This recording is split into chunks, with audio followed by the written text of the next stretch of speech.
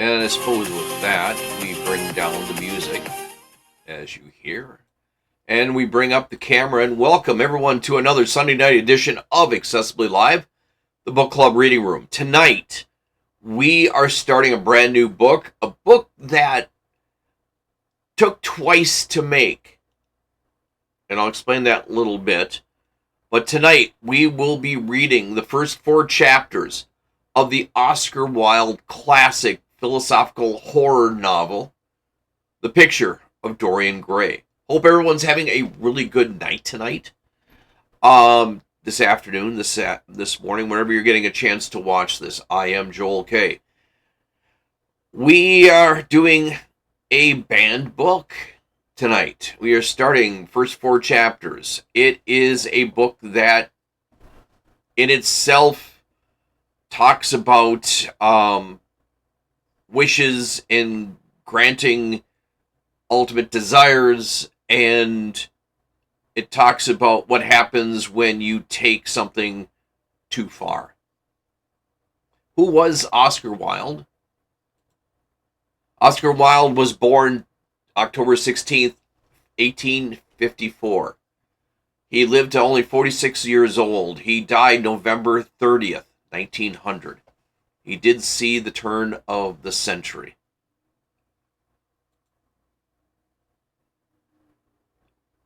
Let's redo that. Oscar Wilde was known for a variety of work in the literary field, including poetry, drama, the comedy masterpiece, The Importance of Being Earnest, journalism, traveling lecturer to the United States, Canada, and Great Britain. He loved to write. His poetry was very good as well. He is best known for The Importance of Being Earnest and the movie, or the book, The Picture of Dorian Gray. In 1895, Oscar Wilde was convicted by a British court of gross indecency for having affairs with other men. He was sentenced to hard labor at the prison reading gaol for 2 years. During his imprisonment, he wrote De Profundis, which described his spiritual transformation while in prison. They say that prison can change a man, and it did in Oscar Wilde's case. And he never went back after he was released from reading gaol prison. He went straight to France and never came back to England. He knew he wasn't wanted there, and he was able to have a little more freedom with life, but because of the hardships he faced at reading gaol prison, it is what did him in the end. And it was a great loss in fiction and literature and nonfiction as well to lose him at such a young age. By the way, if you guys like, please don't forget to like and subscribe. We really appreciate the checking of the subscribe box. Makes me know that I know you guys are watching, and I appreciate it very, very much. Don't forget, too, we do have a new email, joelk_OG@protonmail.com. That's joelk_OG@protonmail.com. Send me an email. Let me know where you guys are watching from. We've got a lot of things coming up in the weeks and months ahead. You've got 20 chapters here for the Picture of Dorian Gray. Should go fairly quickly. We've got a couple movies and some fun coming up later this year. And probably coming up after we do Picture of Dorian Gray, just to kind of lighten the mood just a little bit.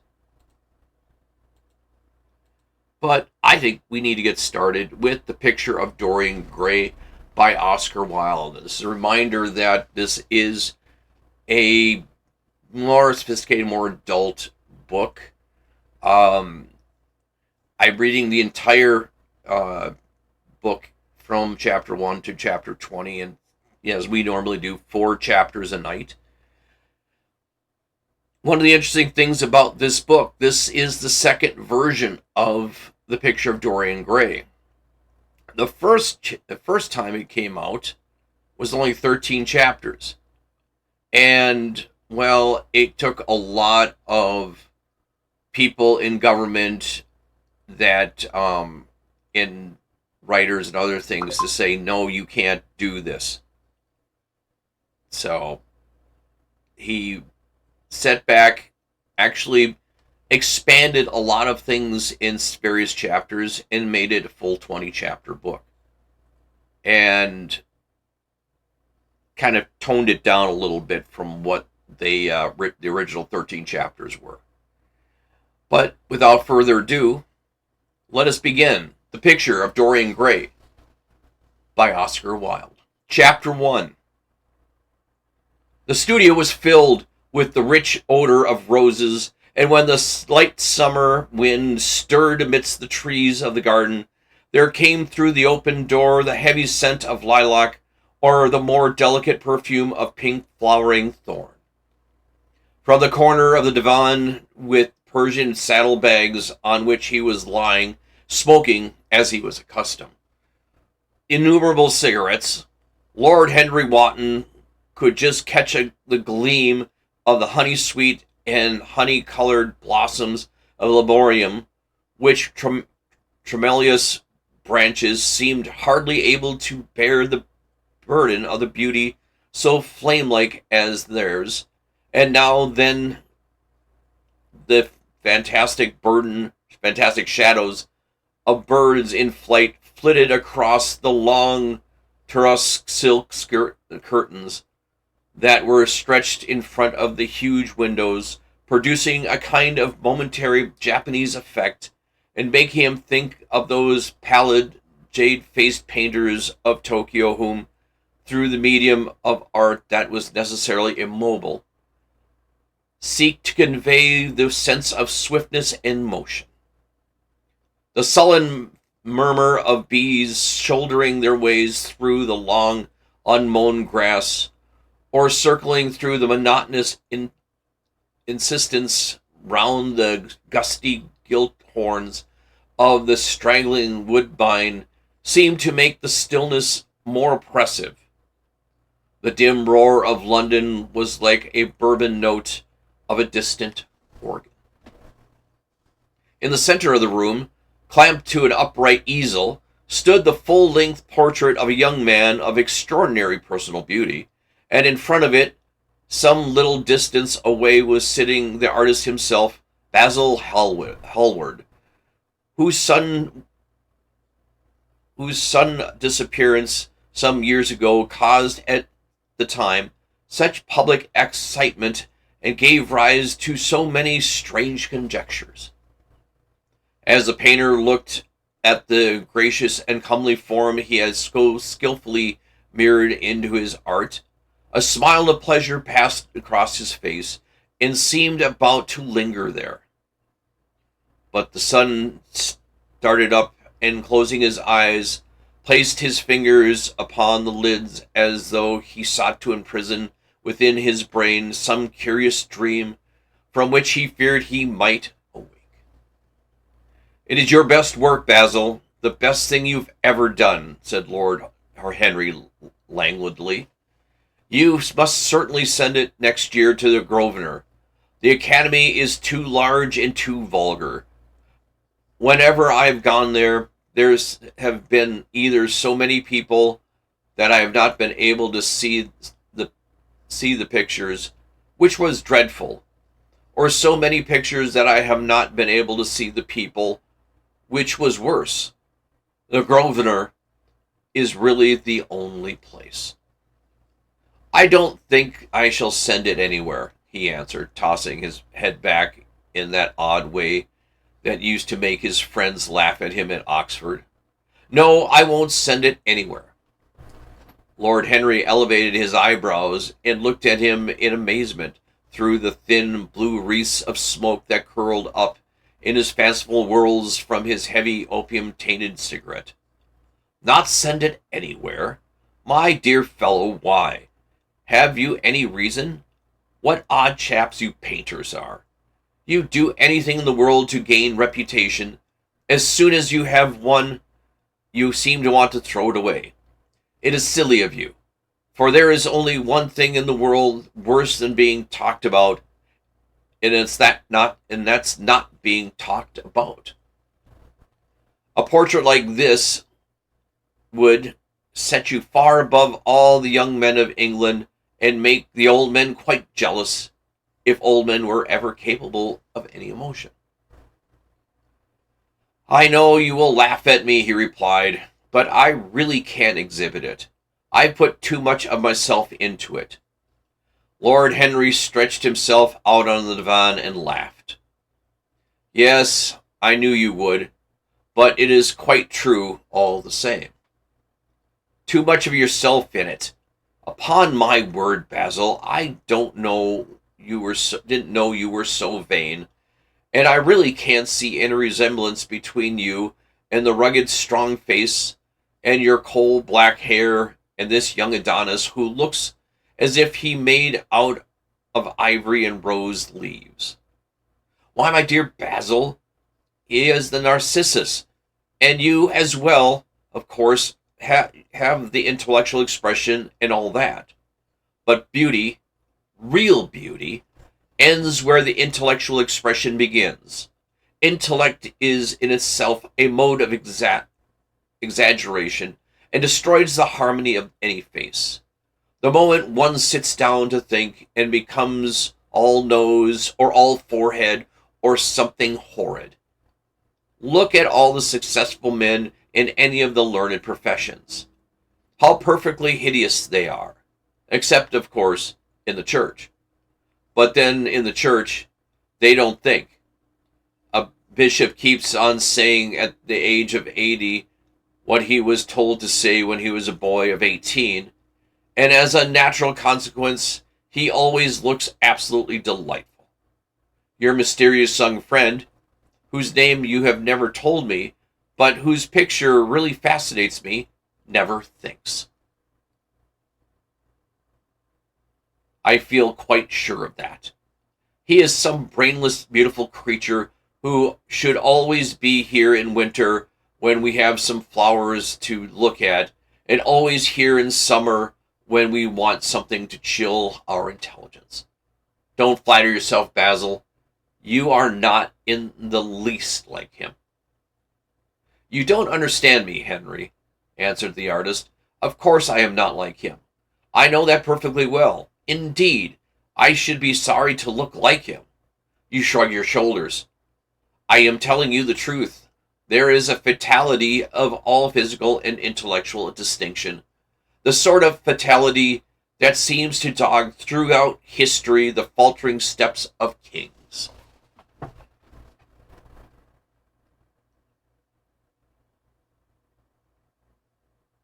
It is better not to be different from one's fellows. The ugly and the stupid have the play. If they know nothing of victory, they are at least spared the knowledge of defeat. They live as well as should live, undisturbed, indifferent, and without disquiet. They neither bring ruin upon others, nor ever receive it from alien hands.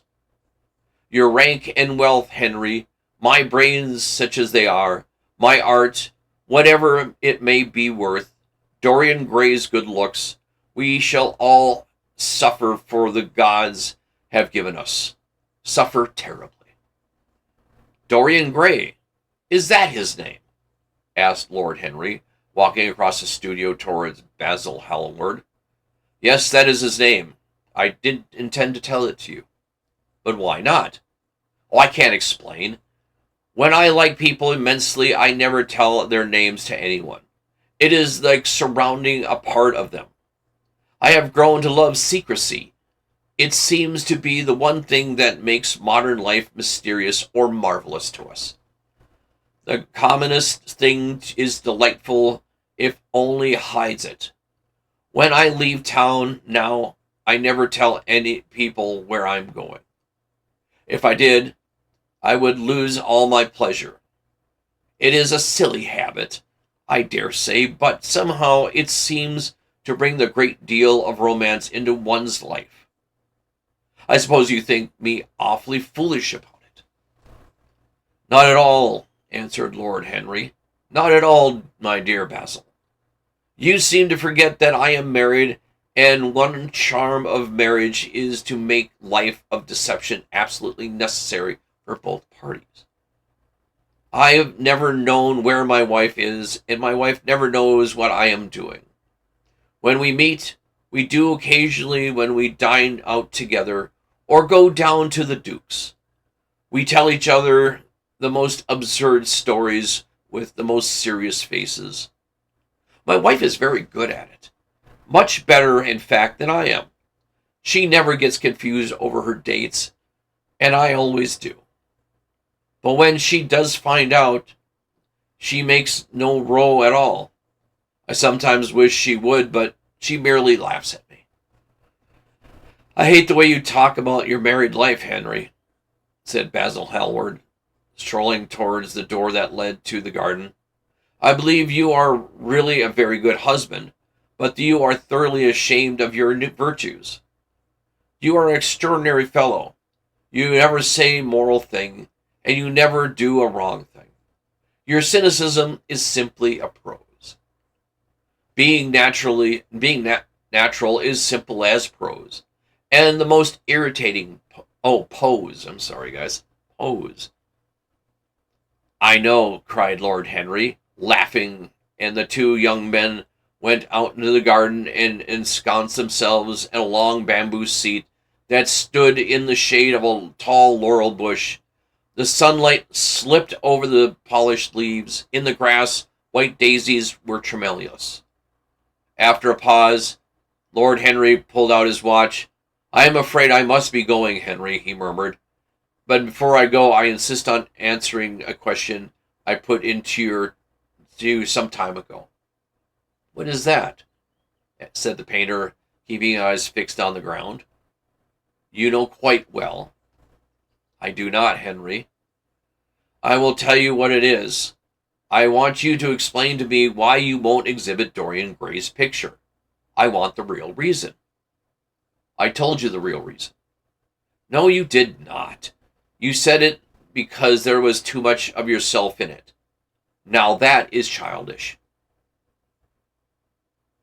Henry, said Basil Hallward, looking him straight in the face, every portrait is painted with feeling that is a portrait of an artist, not of the sitter.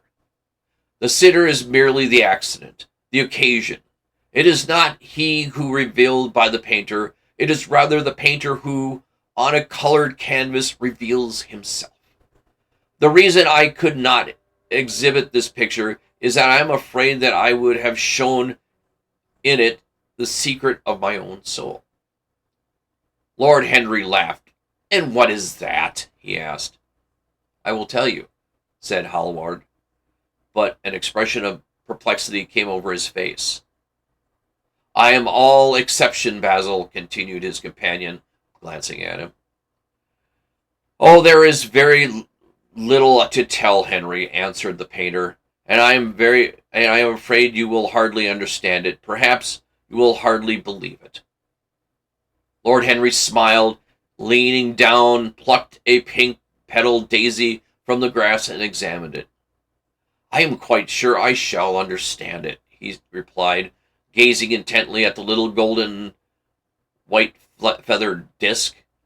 As for I believe things, I can believe anything, provided that it is quite incredible. The wind took some blossom from the trees, and the heavy lilac blooms with their clusters stars moved to and fro in the languid air. A grasshopper began to chirp by the wall, and like a blue thread, a long, thin dragonfly floated past its brown gauze wings. Lord Henry felt as if he could hear Basil Hallowell's heart beating and wondered what was coming. The story is very simple. It's simply this, said the painter after some time. 2 months ago, I went to a crush on Lady Brandon's. You know, we poor artists have to show ourselves to society from time to time, just to remind the public that we are not savages. With an evening coat and a white tie, as you told me once, anybody, even a stockbroker, can gain a reputation being civilized. Well, after I had been in the room about 10 minutes talking about a huge overdressed dowagers and tedious academians, I suddenly became conscious that there was one who was looking at me. I turned halfway around and saw Dorian Gray for the first time. When our eyes met, I felt that I was growing pale. A curious sensation of terror came over me. I knew that I had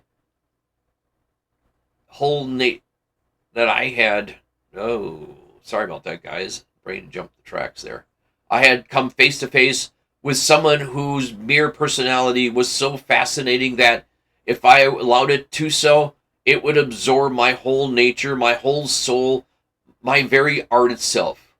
I did not want any external influence in my life. You know yourself, Henry, how independent I am by nature. I have always been my own master, had at least always been so, until I met Dorian Gray. Then, but I don't know how to explain it to you. Something seemed to tell me that I was on the verge of a terrible crisis in my life. I had the strange feeling of fate had in store for me exquisite joys and exquisite sorrows. I grew afraid and turned to quit the room. It was not conscious that I may do so. It was sort of cowardice. I take no credit to myself for trying to escape. Conscience and cowardice are really the same things, Basil. Conscience is the trade name of the firm. That is all. I don't believe that, Harry. I don't believe you do either. However, whatever was my motive, and it may have been pride, for I used to be very proud, I certainly struggled to the door. There, of course, I stumbled against Lady Brandon. You are not going to run away so soon, Mr. Hallward, she screamed out. You know her curiously shrill voice. Yes, she is a peacock in everything but beauty, said the Lord Henry, pulling the daisy bits with his long, nervous fingers. I could not get rid of her.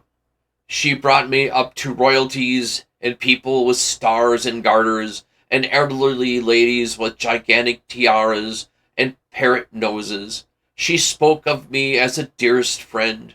I had only met her once before, but she took it to her head to lionize me. I believe some picture of mine had made a great success of the time. At least had been chatted up in the penny newspapers. But suddenly, I found myself face to face with the young man whose personality had so strangely stirred me. We were quite close, almost touching. Our eyes met again. It was reckless of me, but I asked Lady Brandon to introduce me to him. Perhaps it was not so reckless after all. It was simply inevitable. We would have spoken to each other without any introduction, I'm sure of that. Dorian told me so afterwards. He, too, felt that we were destined to know each other. And how did Lady Brandon describe this wonderful young man? Asked his companion. I know she goes in for giving a rapid précis of all her guests. I remember her bringing me up to a truculent and red-faced old gentleman, covered all over with orders and ribbons, and hissing into my ear in a tragic whisper which had been perfectly audible to everybody in the room, the most astounding details. I simply fled. I like to find out people for myself, but Lady Brandon treats her guests exactly as an auctioneer treats his goods. She either explains them entirely away, or tells one everything about them except what one wants to know. Poor Lady Brandon, you are hard on her, Harry, said Hallward listlessly. My dear fellow, she tried to found a salon and only succeeded in opening a restaurant. How could I admire her? But tell me, what did she say about Mr. Dorian Gray? Oh, something like, charming boy, poor dear mother and I absolutely inseparable, quite forgot what he does, afraid he, doesn't he do anything? Oh yes, plays the piano, or is the violin.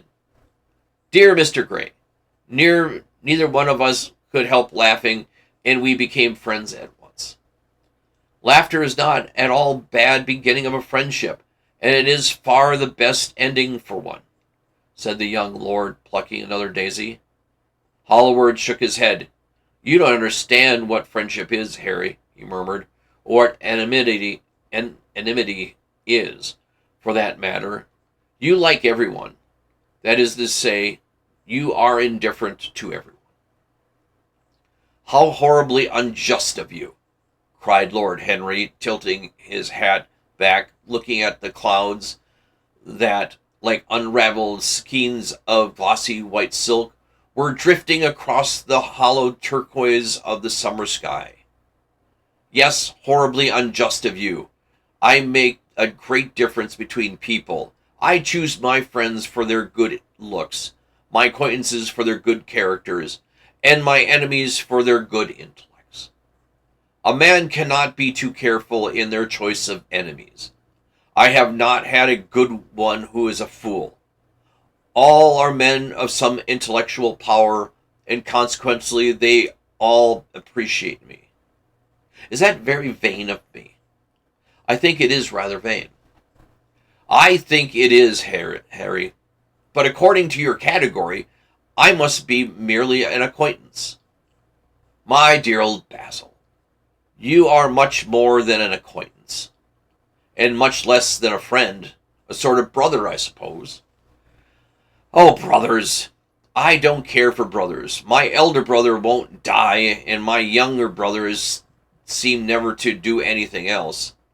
Harry! Exclaimed Hallward, frowning. My dear fellow, I am not quite serious, but I can't help detesting my relations.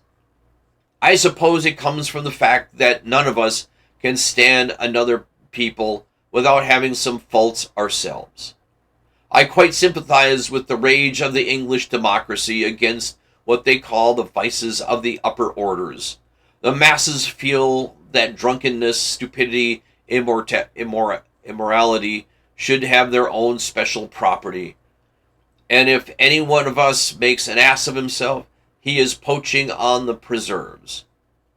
When a poor Southwark got into a divorce court, their indignation was quite magnificent. And yet I don't suppose that 10% of the proletariat live correctly. I don't agree with a single word you have said, and what more, Harry, I feel sure you don't either. Lord Henry stroked the pointed brown beard and tapped the toe of his patent leather boots with the tasseled ebony cane. How English are you, Basil? That is the second time you have made that observation. If one puts forth the idea of a true Englishman, rather always a rash thing to do. He never dreams of considering whether the idea is right or wrong. The only thing he considers of importance is that whether the one believes it himself. Now, the value of an idea is nothing whatsoever to do with the sincerity of a man who expresses himself. Indeed, the probabilities are that more insecure man is, the more purely intellectual will the idea be, as in the case that will not be colored by the either of his wants, his desires, or his prejudices. However, I don't propose to discuss politics, sociology, or metaphysics with you. I like persons better than principles, and I like persons with no principles better than anything else in the world. Tell me more about Dorian Gray. How often do you see him? Every day. I couldn't be happy if I didn't see him every day. He is absolutely necessary to me. How extraordinary. I thought you would have never cared for anything but your art. He is all my art is to me now, said the painter gravely. I sometimes think, Henry, that there is only two eras of any importance in the world's history. The first is the appearance of a new medium of art, and the second is the appearance of a new personality for art also. Who is the invention of oil painting was to Venetians, the face of Antinous was to the late Greek sculptures, and the face of Dorian Gray will someday be to me. It is not merely that I paint from him, draw him, sketch from him. Of course, I have done all that. But he is much more to me than a model or a sitter. I won't tell you that I am dissatisfied with what I have done of him, or that his beauty is such an art cannot express it. There is nothing that art cannot express, and I know that the work I have done since I've met Dorian Gray is good work, and the best work I have done in my life. But in some curious way, I wonder, will you understand me? His personality has suggested to me an entirely new manner in art, an entirely new model of style. I see things differently. I think of them differently. I can now recreate life in a way that was hidden from me before. A dream of form in days of thought. Who is it that says that? I forget. But it is what Dorian Gray has been to me.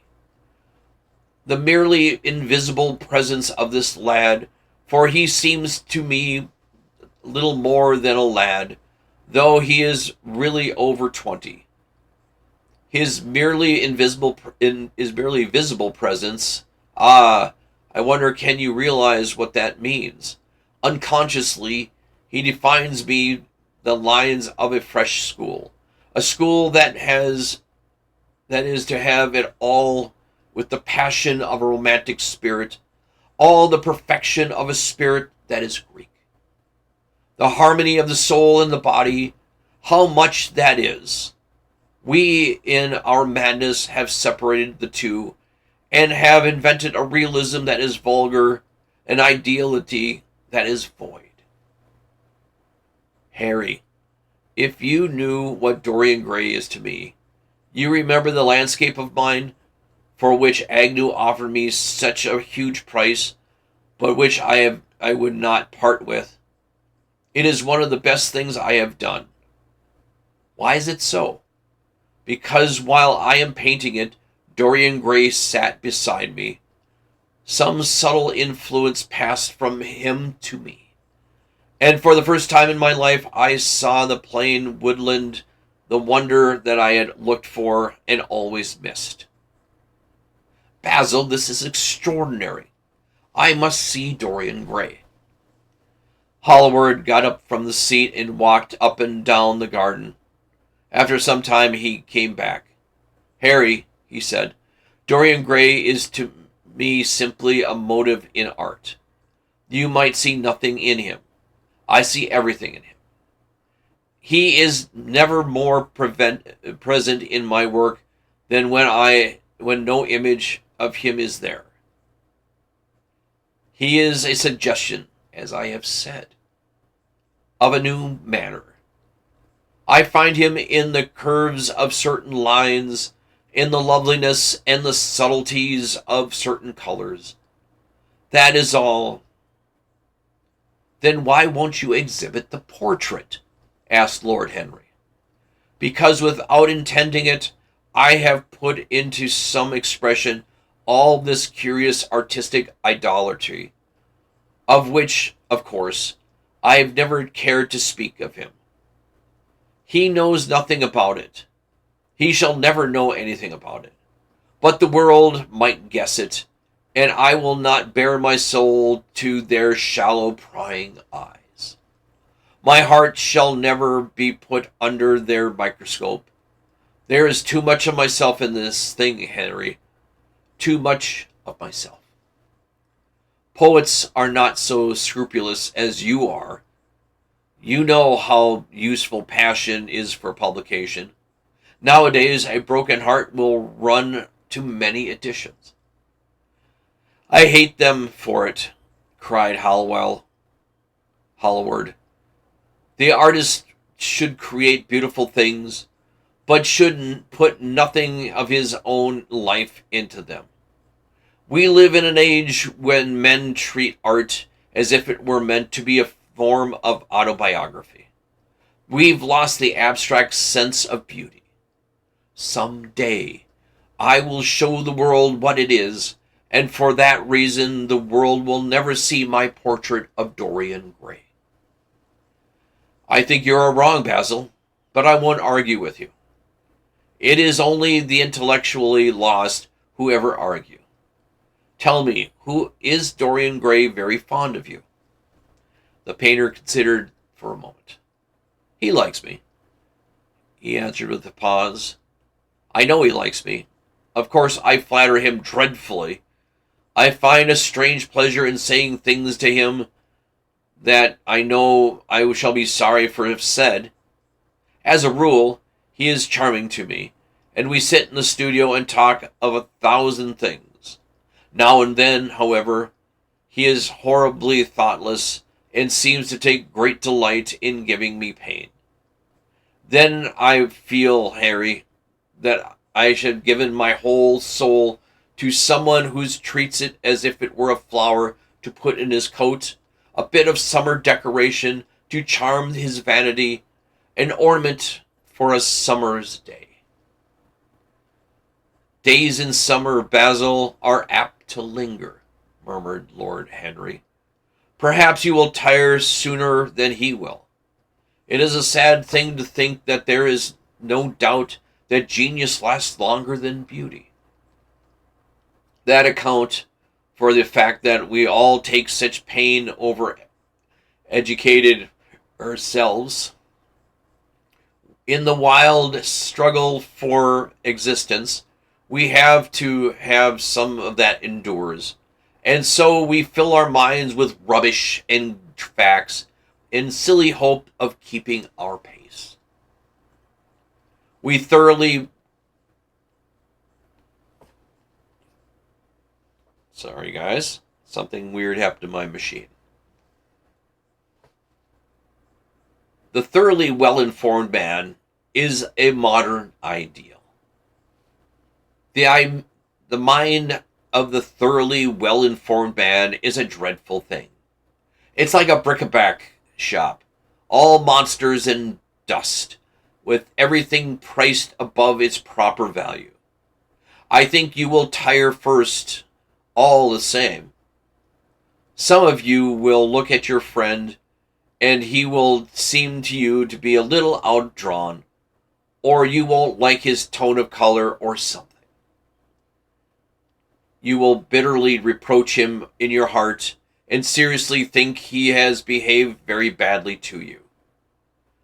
Next time he calls, you will be perfectly cold and indifferent.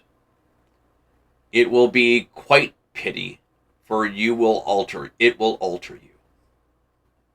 What you have told me is quite a romance.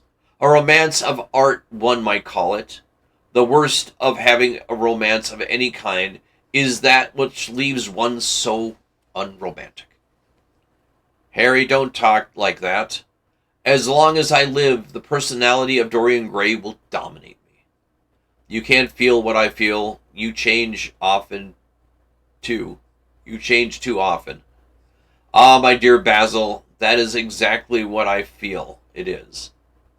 Those who are faithful know the only trivial side of love. It is the faithless who know love's tragedies.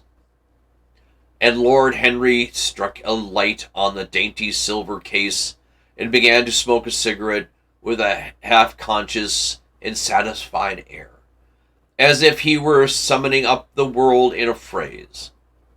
There was a rustle of chirping sparrows in the green lacquer leaves of the ivory, and the blue cloud shadows chased them across the grass like swallows. How pleasant it was in the garden, and how delightful other people's emotions were. Much more delightful than their ideas. It seemed to him one's own soul and the passion of one's friends, those who were fascinating things in life. He pictured to himself with silent amusement the tedious luncheon he had missed by staying so long with Basil Hallward. Had he gone to his aunt's, he would have been sure to have met Lord Goodbody, and the whole conversation would have been about feeding the poor and the necessity for model lodging houses. Each class would have preached the importance of these virtues, for these exercises were no mere necessity on their own lives. The rich would have spoken on the value of thrift, and the idle grown eloquent over the dignity of labor. It is charming to have escaped all of that. As he thought of his aunt, an idea seemed to strike him. He turned to Hallward and said, "My dear fellow, I just remembered." "Remembered what, Harry?" Where I had heard the name Dorian Gray." "Where was it?" said Hallward with a slight frown. "Don't look so angry, Basil. It was at my aunt Lady Agatha's. She told me she had discovered a wonderful young man who was going to help her in the East End, and his name was Dorian Gray. I am bound to state that she's never looked at me as such a good-looking. Women have no appreciation of good looks. At least good looks have not. She said she was very earnest and that he was very earnest and had a beautiful nature. I at once pictured to myself a creature with spectacles and lank hair, horribly freckled, and tramping on huge feet. I wish I had known it was your friend." "I am very glad you didn't, Harry." "Why?" "I didn't want you to meet him." "You didn't want me to meet him?" "No." "Mr. Dorian Gray is in the studio, sir," said the butler, coming in the garden. "You must introduce me now," cried Lord Henry, laughing. The painter turned to his servant, who stood blinking in the sunlight. "Ask Mr. Gray to wait, Parker. I shall be in a few moments." The man bowed and went up the walk. Then he looked at Lord Henry. "Dorian Gray is my dearest friend," he said. "He is a simple and beautiful nature. Your aunt was quite right in what she said of him. Don't spoil him. Don't try to influence him. Your influence would be bad. The world is wide and has many marvelous people in it. Don't take away from me the one person who gives my art whatever charm it possesses. My life as an artist depends on him. Mind, Harry, I trust you." He spoke very slowly, those words seemingly wrung out almost against his will. What nonsense you talk, said Lord Henry, smiling, and taking Holloway by the arm, he almost led him into the house. Now, I'm going to take a quick break here. We're about ready to start chapter 2. Now, I had said that we were going to whip out 4 chapters a night. We might have a small problem. These are 45-minute chapters, even the way I speed through these. We may be doing 2 chapters a night, the way things are looking. We'll figure it out this coming week. But, yeah. These are long chapters, ladies and gentlemen. I think last time we did this was about a year ago. We had a big, long, yeah. You and I, we all remember that book. That was a long one. So what I'm thinking I'm going to do, ladies and gentlemen, is this. We will be doing 2 chapters tonight. We will, we will try to figure out how we're going to proceed with the book. Worst case scenario, ladies and gentlemen, we may have to do 2 chapters a night because these are long chapters. We shall see. Be that as it may, and my arms are falling asleep on me. Chapter 2. As they entered, they saw Dorian Gray. He was seated at the piano with his back to them, turning over the pages of a volume of Schumann's Forest Scenes. "You must lend me these, Basil," he cried. "I want to learn them. They are perfectly charming." "That entirely depends on how you sit today, Dorian." "Oh, I'm tired of sitting. I don't want a life-size portrait of myself," answered the lad, swinging around on the music stool in a willful, petulant manner. When he caught sight of Lord Henry, the faint blush colored his cheeks for a moment, and he started up. "I beg your pardon, Basil. I didn't know you had anyone with you." "This is Lord Henry Wotton, Dorian, an old Oxford friend of mine. I have just been telling him what capital sitter you were, and now you've spoiled everything." "You have not spoiled my pleasure in meeting you, Mr. Gray," said Lord Henry, stepping forward, extending his hand. "My aunt has often spoken about you. You're one of her favorites, and I am afraid one of her victims also." "I am Lady Agatha's black books at present," answered Dorian, with a funny look at penitence. "I promised to go to a club in Whitechapel with her last Tuesday, and I really forgot all about it. We were going to play a duet together. 3 duets, I believe. I don't know what she will say to me. I am far too frightened to call." "Oh, I will make your peace with my aunt. She is quite devoted to you. I don't think that it really matters to your not being there. The audience probably thought it was a duet. When Agatha sits down to the piano, she makes quite enough noise for 2 people." "That is a very horrid to her, and not very nice to me," answered Dorian, laughing. Lord Henry looked at him. Yes, he was certainly wonderfully handsome, with a finely curved scarlet lips, his frank blue eyes, his crisp golden hair. There was something in his face that made him trust him at once. All the candor of youth was there, as well as the youth's passionate purity. One felt that he himself was unspotted from the world. No wonder Basil Hallward worshipped him. "You are too charming to go into philanthropy, Mr. Gray. Far too charming." And Lord Henry flung himself down to the divan, opened his cigarette case.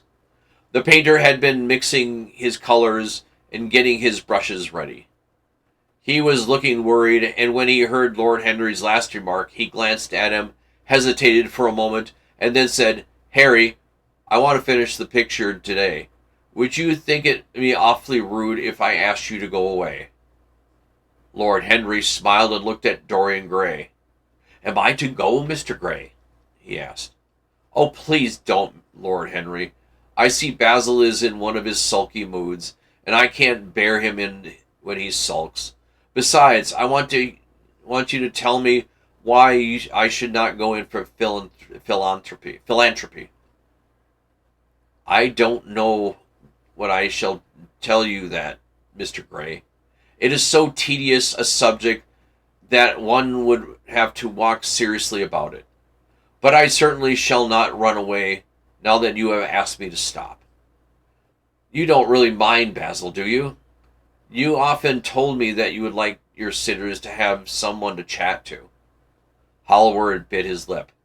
If Dorian wishes it, of course you must stay. Dorian's whims are law to everybody except himself.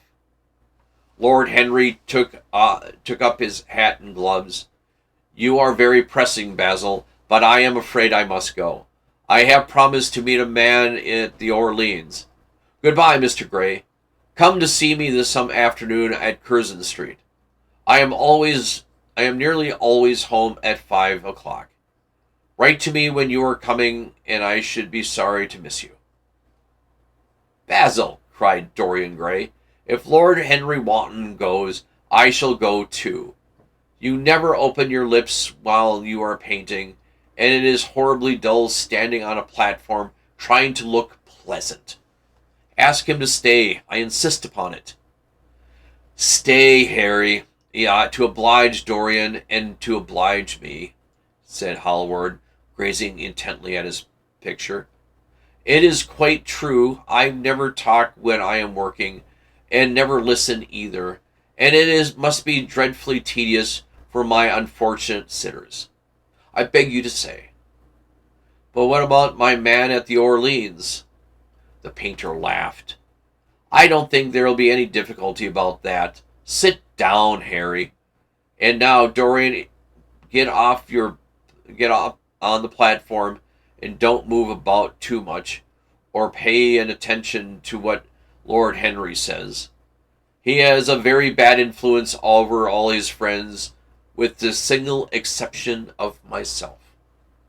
Dorian Gray stepped on the dais with the air of a young Greek martyr, and made the little mow of a discontent to the Lord Henry, who himself had rather taken fancy. He was so unlike Basil. He made a delightful contrast. And he had such a beautiful voice. There, after a few moments, he said to him, Have you really very bad influences, Lord Henry? As bad as Basil? There is no such thing as a good influence, Mr. Gray. All influence is immoral. Immoral from the scientific point of view. Why? Because to influence a person is to give one's own soul. He does not think of natural thoughts or burn with his natural passions. His virtues are not real to him. His sins, if there are such things as sins, are borrowed. He becomes an echo of one else's music, the actor of a part that has not been written for him. The aim of life is self-development, to realize one's nature perfectly, that each of us is here for. People are afraid of themselves nowadays. They have forgotten the highest of all duties, the duty that one owes to oneself. Of course, they are charitable.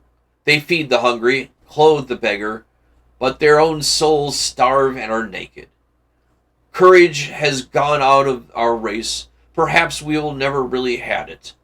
The terror of society, which is the basis of morals, the terror of gods, which is the secret of religion.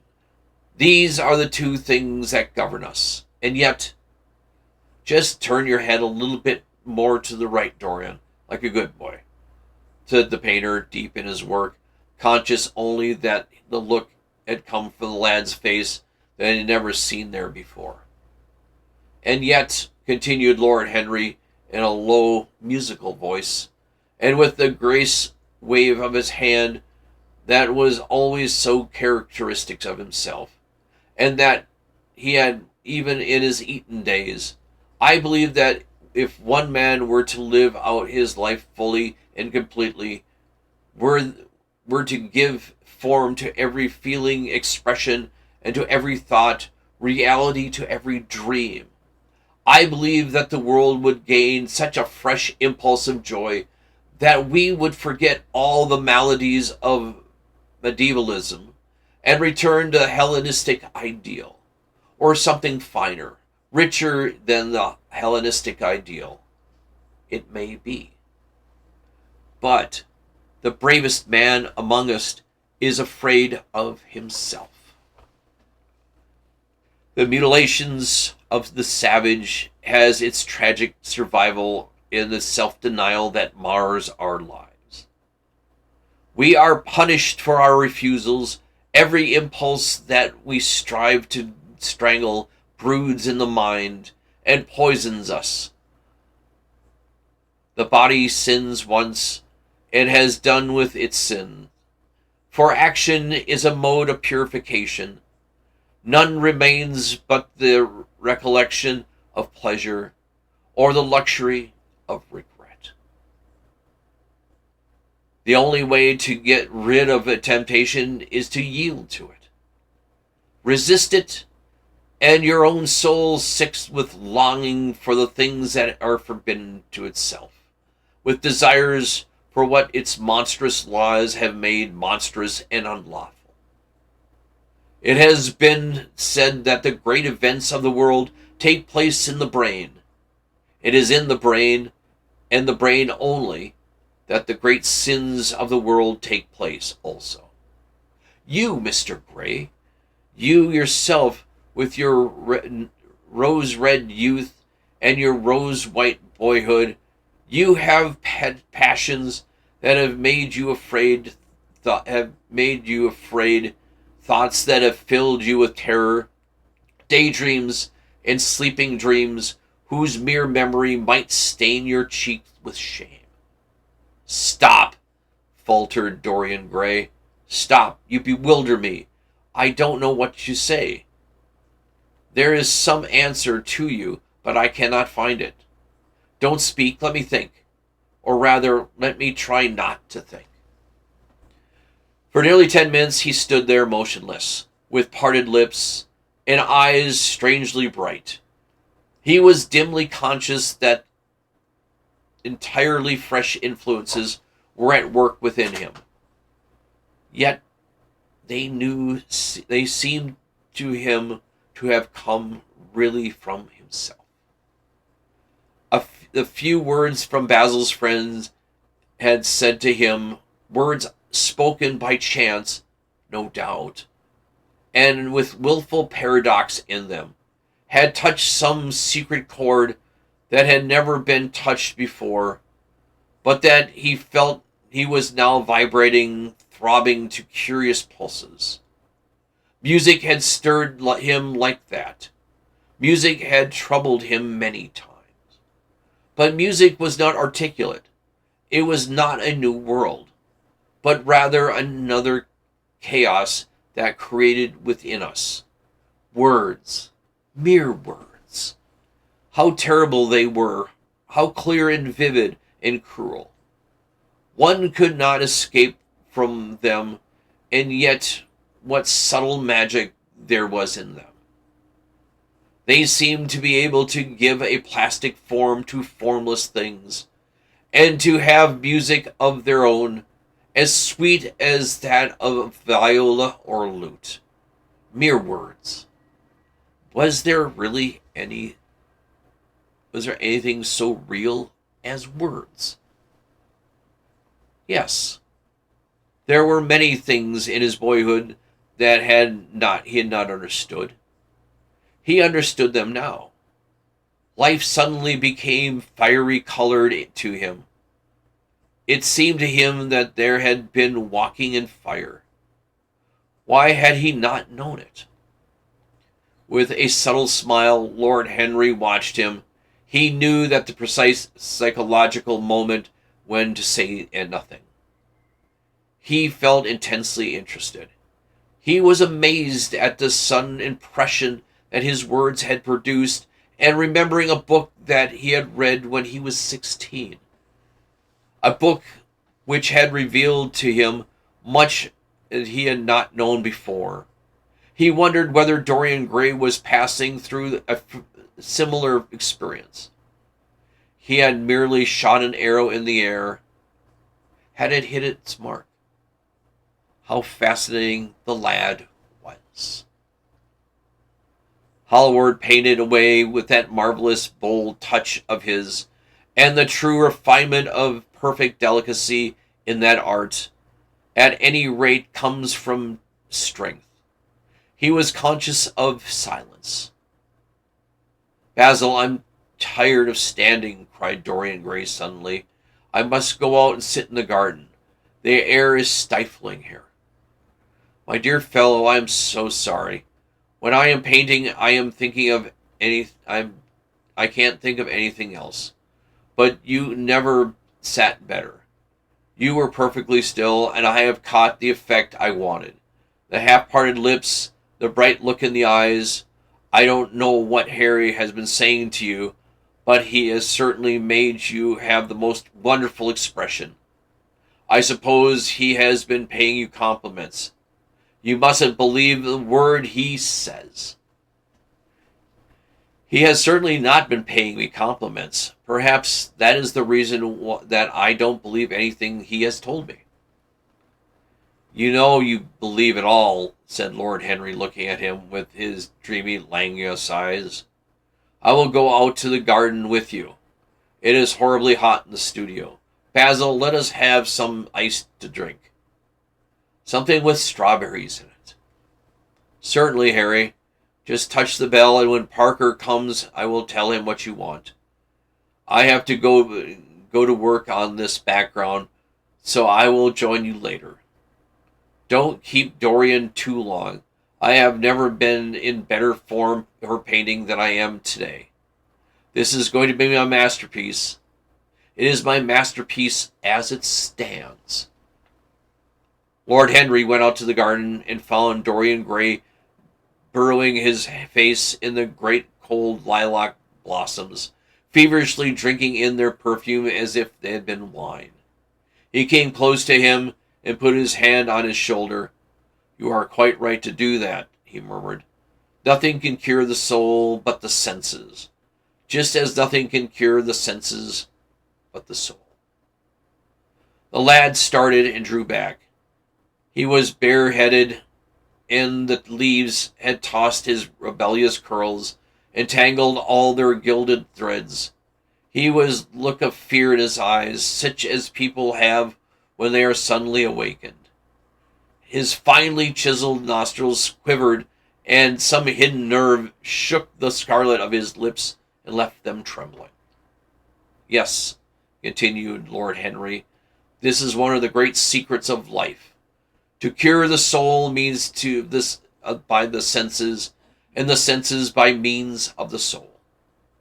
You are a wonderful creation. You know more than you think you know, just as you know less than you want to know." Dorian Gray frowned and turned his head away. He could not help liking the tall, graceful young man who was standing by him. His romantic, olive-colored face, worn expression interested him. He was something in his low, languid voice that was absolutely fascinating. His cool, white, flower-like hands even had a curious charm. They moved as he spoke like music, and he seemed to have a language of his own. But he felt afraid of him and ashamed of him.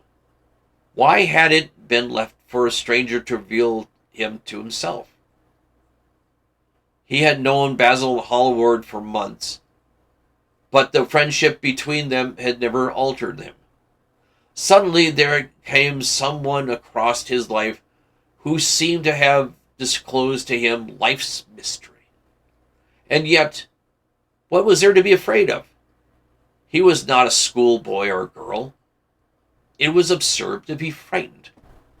"Let us go and sit in the shade," said Lord Henry. "Parker has brought out the drinks, and if you stay any longer in this glare, you'll become quite spoiled, and Basil will never paint you again. You really must not allow yourself to become sunburnt. It will be unbecoming." What can it matter? Cried Dorian Gray, laughing as he sat down on the seat at the end of the garden. It should matter to everything to you, Mr. Gray. Why? Because you have the most marvelous youth, and youth is one thing worth having. I don't feel that, Lord Henry.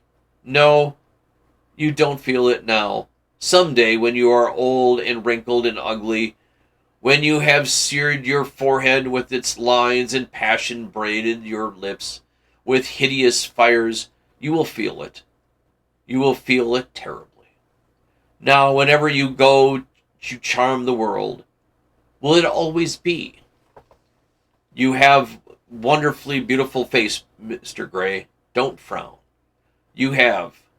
And beauty is a form of genius, is higher indeed than genius, and it needs no explanation. It is of great facts of the world, like sunlight or springtime or the reflection of light waters of the silver shell that we call the moon. It cannot be questioned. It has a divine right of sovereignty. It makes princes of whoever has it. Your smile? When you have lost, won't smile. People will say sometimes that beauty is only superficial. That may be so, but at least it is not so superficial as thought is. To me, beauty is a wonder of wonders. It is only shallow people who do not judge by appearances. The true mystery of the world is the invisible, not the visible, not the invisible. Yes, Mr. Gray, the gods have been good to you, but what the gods give they quickly take away. You have only a few years in which to live really, perfectly, and fully. When your youth goes, your beauty will go with it, and you will suddenly discover there are no triumphs left for you, or have to content yourself with those mean triumphs of the memory of your past, and will be more bitter than defeats. Every month as it wanes brings the nearer of something dreadful. Time is jealous of you, and wars against your lilies and your roses. You will become shallow and hollow-cheeked, dull-eyed. You will suffer horribly. Realize your youth while you have it. Don't squander the gold of your days listening to the tedious, trying to improve the hopeless failure, or giving away your life to the ignorant, the common, and the vulgar. These are the sickly aims, the false ideals of our age. Live. Live the wonderful life that is in you. Let nothing be lost upon you. Be always searching for a new sensation. Be afraid of nothing. A new hedonism. That is what our century wants. You might be visible symbol. With your personality, there is nothing you could not do. The world belongs to you for a season. The moment I met you, I saw that you were quite unconscious of what you really are, of what you really might be. There was so much in that charmed you. There was so much in you that charmed me that I felt I must tell you something about yourself. I thought how tragic it would be if you were wasted. There is such a time that the youth will waste. Such a little time. The common hill flowers wither, but the blossom again. The laburnum will be yellow next June as it is now. In a month there will be purple stars on the clematis, and a year after year the green night of the leaves there will be its purple stars. But they never go back to youth. The pulse of joy that beats in us 20 years becomes sluggish. Our limbs fail, our senses rot. We degenerate into hideous puppets, haunted by the memory of the passions of which we were too much afraid, and the exquisite temptations that we had not the courage to yield to. Youth. Youth. There is absolutely nothing in the world but youth. Dorian Gray listened, open-eyed and wondering. The spray of lilacs fell from his hands upon the gravel. A fury bee came and buzzed around it for a moment. Then it began to scramble over the oval stellite globe of the tiny blossom. He watched it with strange interest in trivial things, as we try to develop when things of high importance make us afraid. We cannot find expression, or some of thought that terrifies us lays sudden siege to our brain. It calls to us to yield. After a time, the bee flew away. He saw it creeping on the stained trumpet of the Pteridinium Bolanus. The flower seemed to quiver and then swayed gently to and fro. Suddenly the painter appeared at the door of the studio and made a staccato sign for them to come in. They turned to each other and smiled. "I am waiting," he cried. "Do come in. The light is quite perfect, and you can bring your drinks." They rose up and sauntered down the walkway together. Two green and white butterflies fluttered past them, and in the pear tree at the corner of the garden a thrush began to sing. "You are glad to have met me, Mr. Gray," said Lord Henry, looking at him. "Yes, I am glad now. I wonder, shall I always be glad?" "Always. That is a dreadful word. It makes me shudder when I hear it. Women are so fond of it, always using it. They spoil every romance by trying to make it last forever. It is a meaningless word, too. The only difference between caprice and lifelong passion is caprice lasts a little longer." As they entered the studio, Dorian Gray put his hand upon Lord Henry's arm. "In that case, let our friendship be a caprice," he murmured, flushing at his own boldness, then stepped up on the platform and resumed his pose. Lord Henry flung himself into the large wicker armchair and watched him. The sweep and dash and the brushes on the canvas made the only sound that broke the stillness, except when, now and then, Hallward stepped back to look at his work from a distance. In the slanting beams that streamed through the open doorway, the dust danced and was golden. The heavy scent of roses seemed to brood over everything. In about a quarter of an hour, Hallward stopped painting, looking for a long time at Dorian Gray, and then for a long time at the picture, biting the end of one of the huge brushes and frowning. "It is quite finished," he cried at last, and stooping down, he wrote his name on the long vermilion letters on the left-hand corner of the canvas. Lord Henry came over and examined the picture. It was certainly a wonderful work of art, a wonderful likeness as well. "My dear fellow, I congratulate you most warmly," he said. "It is the finest portrait of modern times. Mr. Gray, come over and look at yourself." The lad started as if awkward from a dream. "Is it really finished?" he murmured, stepped down from the platform.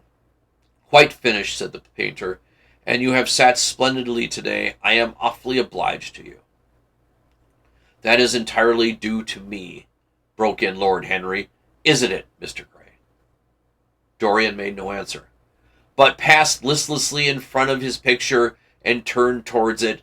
When he saw it, he drew back, and his cheeks flushed for a moment with pleasure. A look of joy came to his eyes, as if he recognized himself for the first time. He stood there motionless, and in wonder, dimly conscious of Hallward was speaking to him, but not catching the meaning of the words. The sense of his own beauty came to him like a revelation. He had never felt it before. Basil Hallward's compliments had seemed to him merely the charming exaggeration of friendship. He had listened to them, laughed at them, forgot them. They had not influenced his nature. Then comes Lord Henry Wotton, with his strange panegyric on youth, his terrible warning of its brevity that had stirred him at the time, and now he stood gazing at the shadow of his own loveliness. The full reality of the description flashed across him. Yes, there would be a day when his face would be wrinkled and wizened, his eyes dimmed and colorless, the grace of his figure broken and deformed. The scarlet would pass away from his lips, and the gold steal from his hair. The life that was made to his soul would mar his body.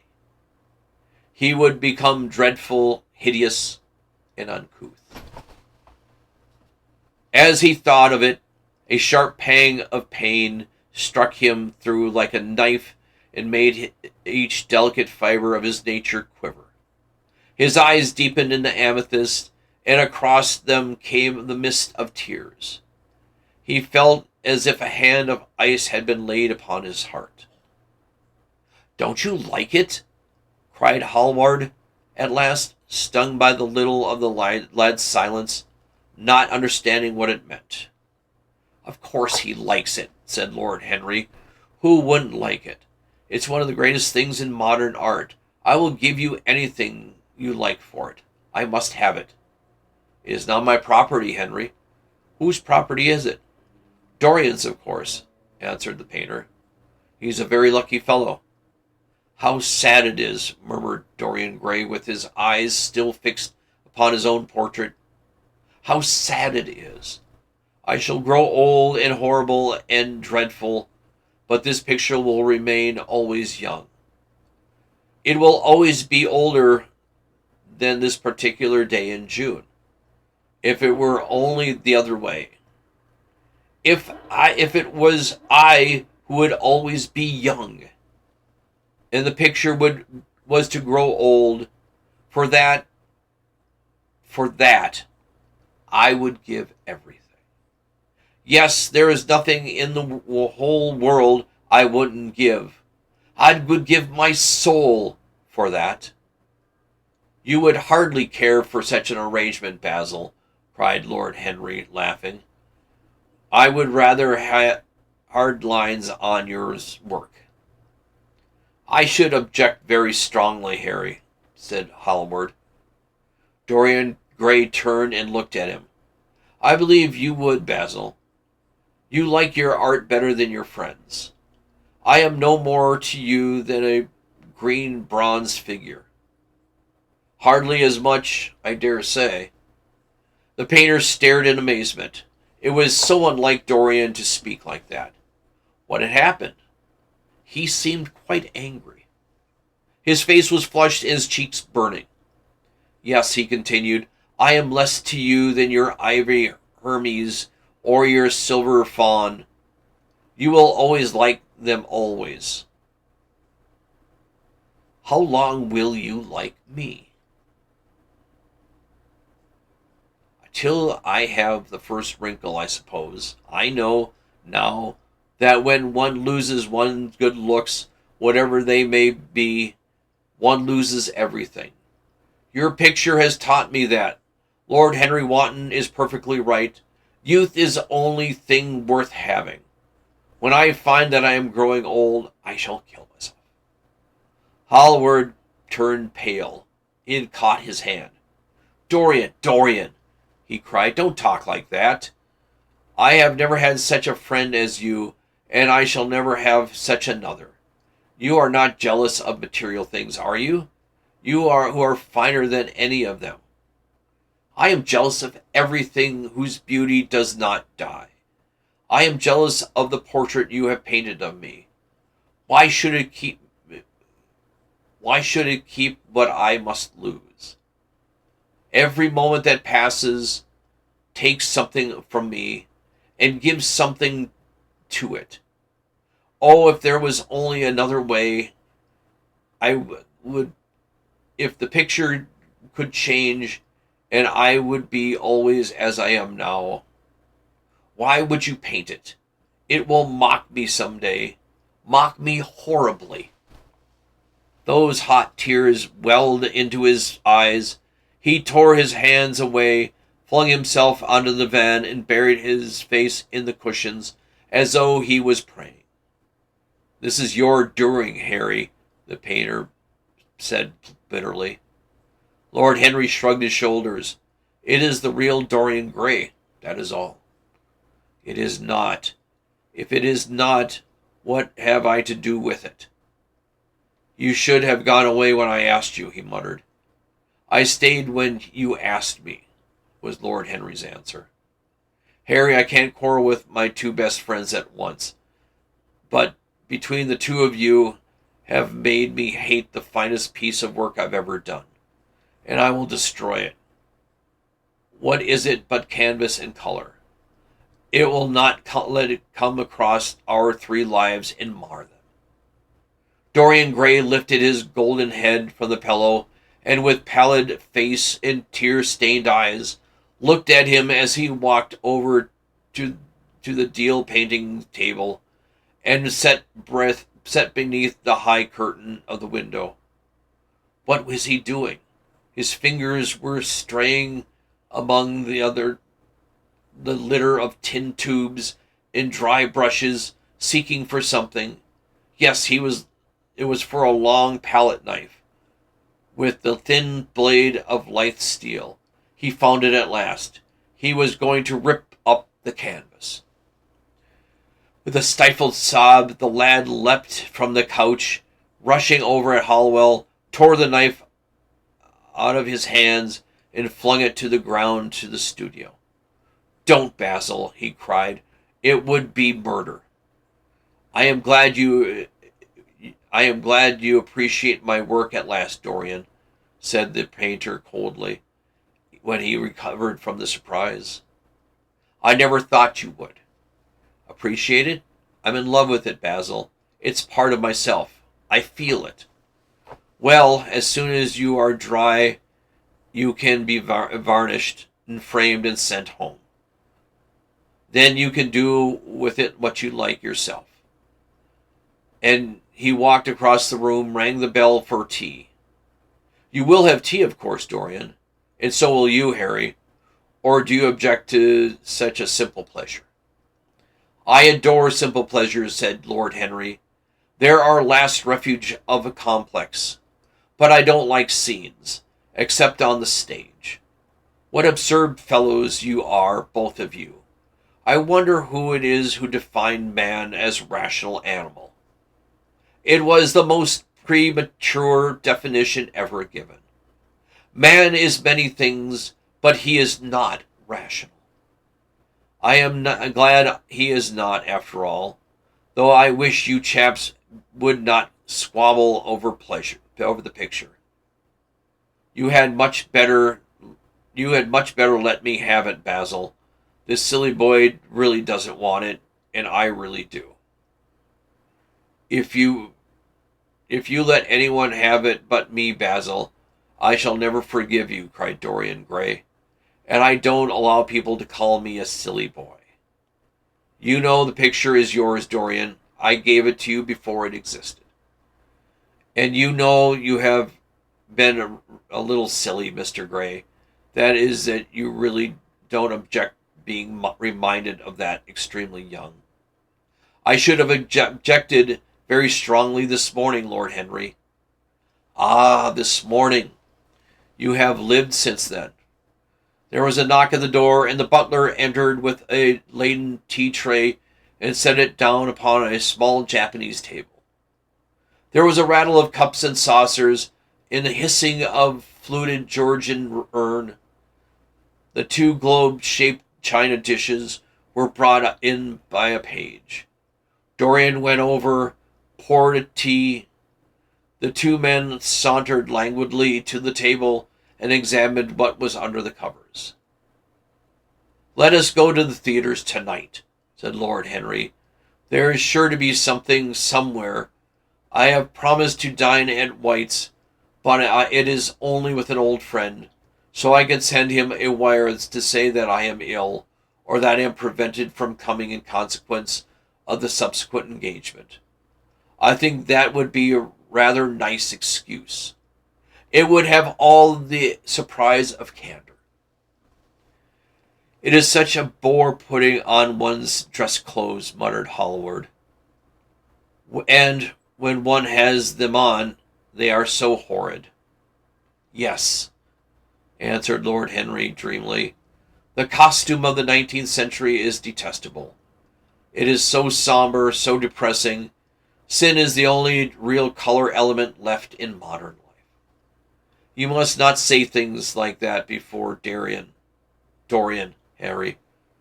"Before which Dorian? The one who is pouring out tea for us, or the one in the picture?" "Before either." "I should like to come to the theater with you, Lord Henry," said the lad. "Then you shall come, and you shall come too, Basil, won't you?" "I can't, really. I would sooner not. I have a lot of work to do." "Well then, you and I will go alone, Mr. Gray." I should like that awfully."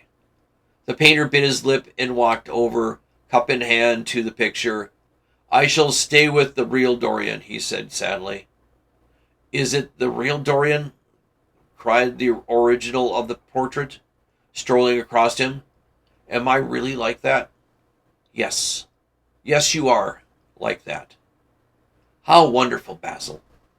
At least you are like it in appearance, but it will never alter," sighed Hallward. "That is something."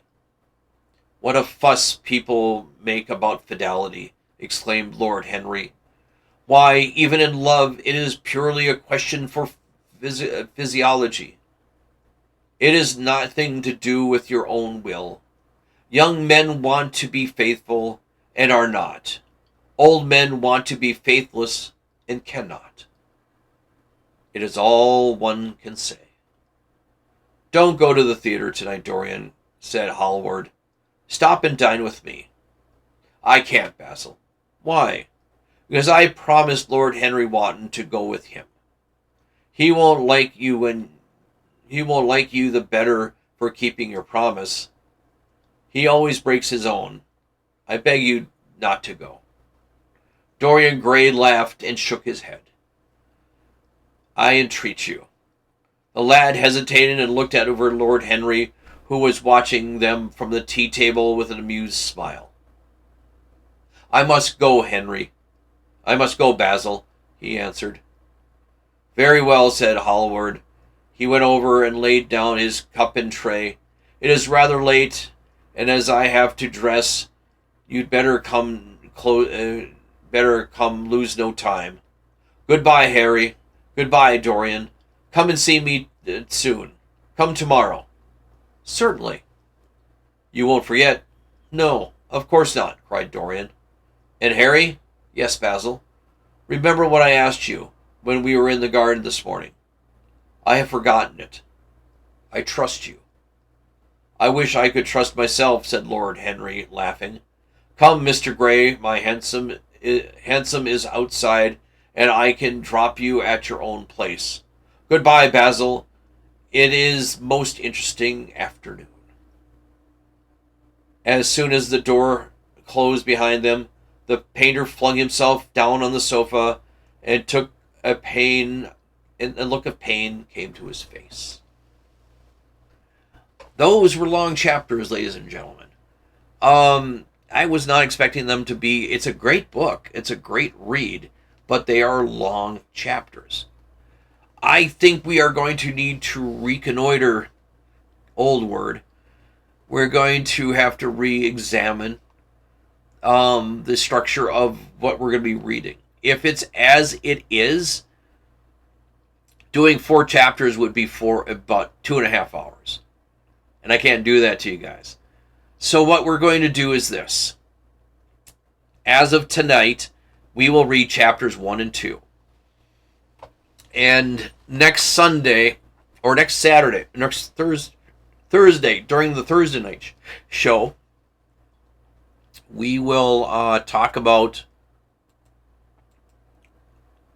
what we will be doing for the rest of the book. And we will read the entire book, but I'm thinking right now that 2 chapters at an hour and a half and me reading at a steady pace, we are going to have a long book to go through. Well, it's not a long book, but it's going to take a while. But we got time. And this is why Accessibly Live, the book club reading room, is here. We read public domain books. We read banned public domain books. We read the books that people say you shouldn't be reading. And it's like, well, yes, we will. Go take a flying leap. We will do this for you guys, because this is what this show is supposed to be for. To give you the opportunity to see stories, books, short stories, adventures, science fiction, philosophical horror books like we have here now, because it will get more stranger and a little more terrifying as we go along in the chapters. Don't forget, when you have a moment, please and thank you, like and subscribe. It helps us out here on YouTube and here on Twitch. It makes things go a little bit faster. And it helps me out knowing that you guys really are enjoying the shows. And I appreciate you all. Before we go, as we do with every show, like we do on the Thursday show, we close with a final quote, a final idea. I found this, I spoke about it last Thursday, and I wanted to share it with you guys as well too. With the way the world is right now, and the way crazy is trying to make everybody fearful of different things, different people, when we've never had this problem before, and we get a cowardly bunch of people trying to press their ideas and make us less human than we have been. I have this for everybody. My final quote for the night is the meaning of fear. Fear has 2 meanings. Forget everything and run, or face everything and rise. Your choice is yours. Forget everything and run, or face everything and rise. The 2 meaning of fear. Interesting thoughts. I am Joel K. This is Accessibly Live, the book club reading room, every single Sunday night here on Twitch and YouTube. And I appreciate everybody who stops in. Everybody who's been coming in. We know that the summer is making people want to not stay at home and watch. That's cool. You got your tablets, you got Wi-Fi, you got your phone. Find a nice comfortable chair like I'm in now. Sit back, turn off the lights, and sit back and enjoy. We will be here next week for the show, and I want to say thank you. Thank you all very much for stopping in. I always appreciate you stopping here and saying hello. Time to go. Be well, be safe, be kind. Take care, you guys. Take care of your families. Take care of your friends. Take care of your parents and grandparents, aunts and uncles. We live and love and honor the past by remembering who was there for you in the beginning when you were growing up, who took care of you when you were sick, came over for birthdays and get-togethers and holidays. Remember those people, always. Take care, you guys. Be well. We will see you all next Sunday for chapters 3 and 4 of The Picture of Dorian Gray, here on Accessibly Live, the book club reading room.